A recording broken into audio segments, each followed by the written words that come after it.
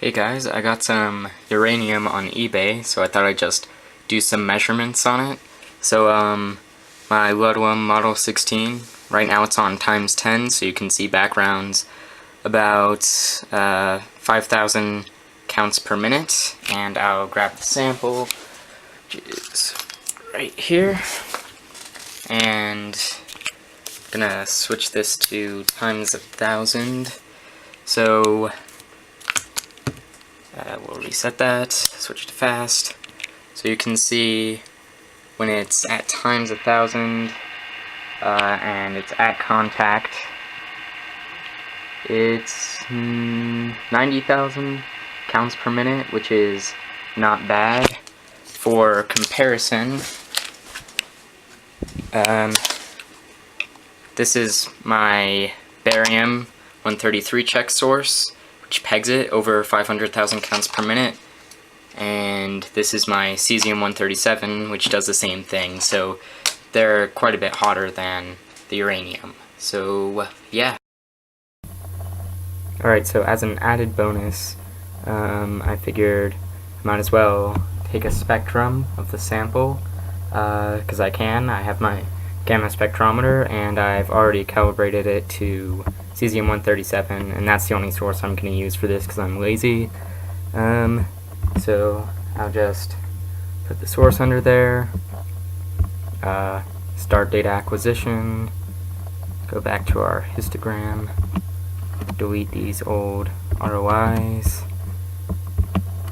There we go. So the telltale signs of uranium are 5 photo peaks, 1 for radium-226, 3 for lead-214, and 1 for bismuth-214.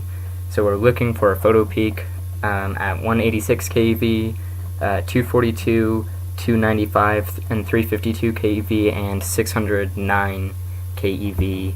So we can already start to see what looks like the 609 keV peak, and my calibration's probably off a little bit. The temperature in this room isn't 100% stable. That's looking like the 350 and the 295. This is probably the 186, and the 242 is maybe still forming, maybe this thing. So yeah, I'll just let this build up and I'll show you the results. Okay, so we finished the spectrum, and this is what it looks like. I've selected all the regions of interest, and some of the peaks were a little small, but the Gaussian correlation did a pretty good job of picking them out. That's what these red things on the bottom are, by the way.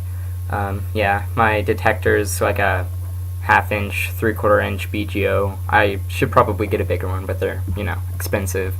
So, yeah, and my calibration was probably a little off, and the resolution of my detector isn't amazing. So this is reading 630 keV, but with a standard deviation that's within the ballpark of 609, and these lead-214 peaks were pretty bang on. 358, which is just a few keV off of the 352. That's 295, which is exactly where it should be. This littler peak is 249, which is pretty close to the 242. This one for the radium-226, 190, it's supposed to be at 186, but yeah, so this one is the most off out of all of them, the bismuth-214 photo peak, but it's still pretty close, and all the lead-214 peaks were pretty much right where they should be, and the radium-226 is pretty close too.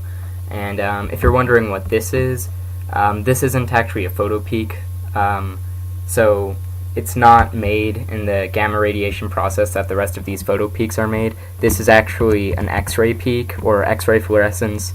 So basically the uranium can get excited, or the electrons can basically be knocked out of their shells, and as other electrons go down to take their place, they give off energy in the form of X-rays, and so the electrons can be knocked out of their shells by either beta radiation or alpha radiation, which is also being emitted by the uranium, or also other gamma rays. And this is pretty big because uranium is a pretty heavy alpha emitter, and the K alpha 2 peak for uranium is, let me check here, I think it's like 95. The K alpha 2 peak is 94, and the K alpha 1 is 98 keV, so that's pretty close, which is more confirmation that this is actually uranium. Oh, and the K alpha peaks are different for every element, in case you're wondering, and that's how X-ray spectroscopy works. So yeah, that was uranium.